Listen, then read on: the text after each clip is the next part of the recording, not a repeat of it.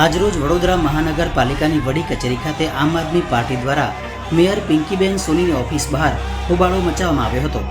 સાથે સાથે mayor Pinkiben સોનીની nameplate ઉતારી નાખીને કાળી સાઇન નાખવામાં આવી હતી।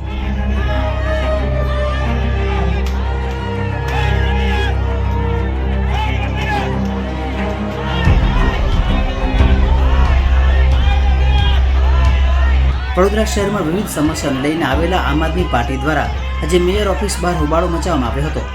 ખાસ કરીને પૂર્વ મ્યુનિસિપલ કમિશનર દિલીપ રાણાને શુભેચ્છા મુલાકાતે મળવા ગયેલા કાઉન્સિલરોનો વિરોધ નોંધાવ્યો હતો કે વડોદરામાં પૂરની પરિસ્થિતિ ઊભી થઈ હતી અને પૂર્વ મ્યુનિસિપલ કમિશનર દિલીપ રાણાને શુભેચ્છા પાઠવવા માટે પહોંચે છે, જેને લઈને આજે આમ આદમી પાર્ટીએ વડોદરા મહાનગરપાલિકાની વડી કચેરી ખાતે હોબાળો મચાવ્યો હતો, જ્યારે પોલીસ દ્વારા આજે અટકાયત કરવામાં આવી હતી।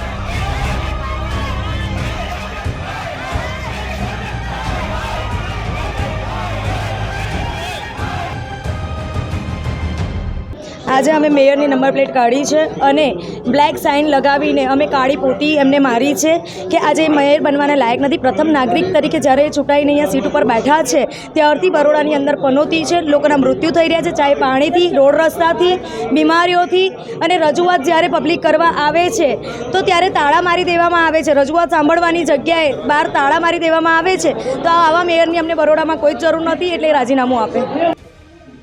આજે કમિશનર સાહેબ દિલીપ રાણાની બદલી થતાં બરોડાથી ભારતીય જનતા પાર્ટીના 15થી 20 કોર્પોરેટરો તેમને શુભેચ્છા મુલાકાતે ગાંધીનગર જઈ શકે છે, પરંતુ એ મૃત્યુ પામેલા બોટકાંડના બાળકો હોય કે કોઈ રિક્ષા ચાલક હોય કે કોઈ ગરીબ વ્યક્તિ હોય, તેમના ઘરે આશ્વાસન આપવા માટે 2 મિનિટનો સમય કોઈને નથી મળતો। હું માનું છું ભારતીય જનતા પાર્ટી હિન્દુની રાજનીતિ કરે છે, કદાચ એ મુસલમાનોના ઘરે નહીં જાય, પરંતુ આજે મૃત્યુ પામ્યા તેમાં 5 બાળકો હિન્દુઓ બી હતા।